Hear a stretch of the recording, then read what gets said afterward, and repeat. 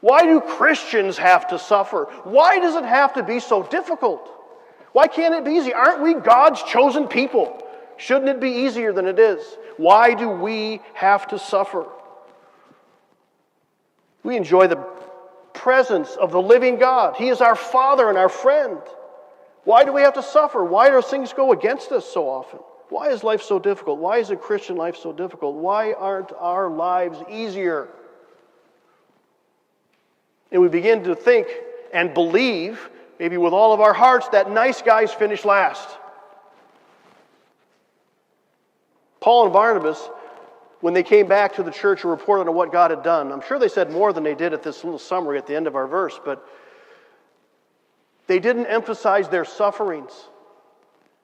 But when you look back at what Luke and how he recorded it, they suffered every place they went. And even here it started off, they were stoned and he was left for dead.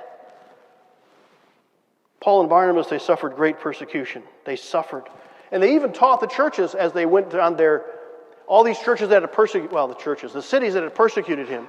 He decided to go back to every one of them and to encourage the church.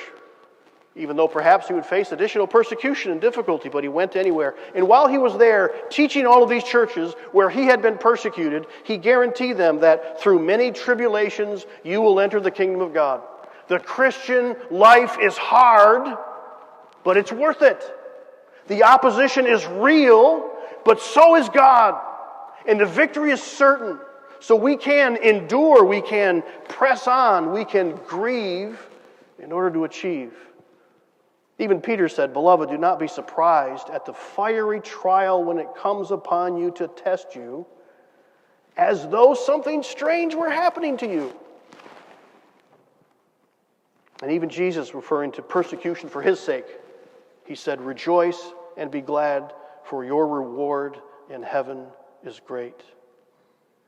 And later Paul would say this, "We suffer with him in order that we may be glorified with him."